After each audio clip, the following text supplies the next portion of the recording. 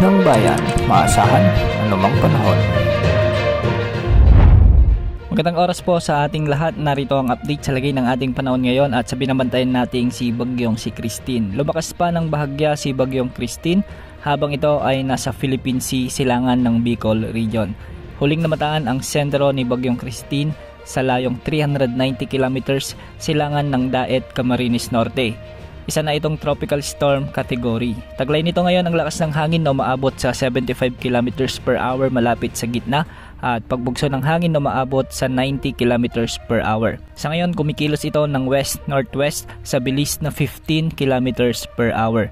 Dahil dito, nakataas na ang tropical cyclone wind signal number 2 sa bahagi ng Catanduanes, sa eastern portion ng Camarines Norte, sa eastern portion ng Camarines Sur, sa eastern portion ng Albay at sa eastern portion ng Sorsogon. Sa Visayas, nakataas rin ang signal number 2 sa northeastern portion ng Northern Samar at ang northern portion ng Eastern Samar. Samantala, nakataas din ang tropical cyclone wind signal number 1 sa bahagi ng Ilocos Norte, Ilocos Sur, La Union, Pangasinan, Apayao, Kalinga, Abra, Mountain Province, Ifugao, Benguet, Cagayan, kasama ng Babuyan Islands, sa may Isabela, Quirino, Nueva Vizcaya, Aurora, Nueva Ecija, Tarlac, Zambales, Bataan, kasama ng Pampanga, Bulacan, Metro Manila, Cavite, Laguna. Signal number 1 din sa may Batangas, Rizal, Quezon Province, kasama na ang Polillo Islands, sa may Occidental Mindoro, kasama na ang Lubang Islands, sa may Oriental Mindoro,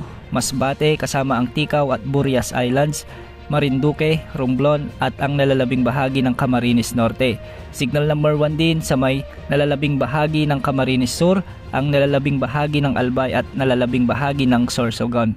Sa may Visayas, nakataas din ang signal number 1 sa nalalabing bahagi ng Eastern Samar, sa nalalabing bahagi ng Northern Samar, Samar Province, Leyte, Biliran at Southern Leyte. Samantalang sa Mindanao, nakataas din ang signal number 1 sa Dinagat Islands at Surigao del Norte, kasama na ang Siargao, Bukas Grande Island. Ayon sa latest forecast track na inilabas ng Pag-asa, sa kasalukuyan ay isa itong tropical storm.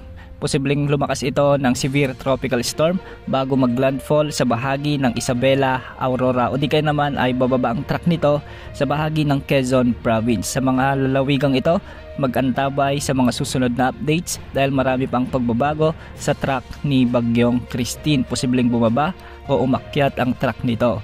Babaybayin nito ang kabundukan sa kalupaan ng Northern Luzon at lalabas ng La Union o di kaya naman ay sa Ilocos Region. Dahil nga sa malawak na kaulapang sakop ni Bagyong Christine, maraming lugar na sa bansa ang nakakaranas ng malalakas hanggang sa matitinding pag-ulan. Dahil dito, makakaranas ng mabagyong panahon ang Bicol Region, Isabela, Aurora at Quezon Province ngayong gabi hanggang bukas ng madaling araw o umaga. Samantala, magiging maulan na may mga kasamang pagbugso ng hangin naman ang mararanasan sa Metro Manila, ang nalalabing bahagi ng buong Luzon, Eastern Visayas, sa may Dinagat Islands at Surigao del Norte.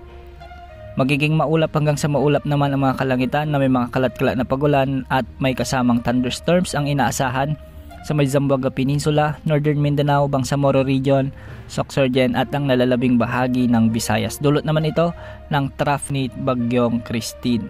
Samantala sa nalalabing bahagi ng Mindanao ay magiging bagyang maulap hanggang sa maulap naman ang mga kalangitan mula ngayon hanggang bukas at may mga kasamang pag-ulan. Dulot pa rin ito ng trough o extension ni Bagyong Christine. Ayon sa Pag-asa, posibleng makalabas ito ng ating area of responsibility pagsapit ng Biyernes. Posible pa itong lumakas habang nasa West Philippine Sea at tutumbukin naman ang Eastern Vietnam o di kaya naman ay ang southern part ng Hainan Province. Yan ang update sa lagay ng ating panahon. Ito po ang weather update ng bayan. Maasahan anumang panahon.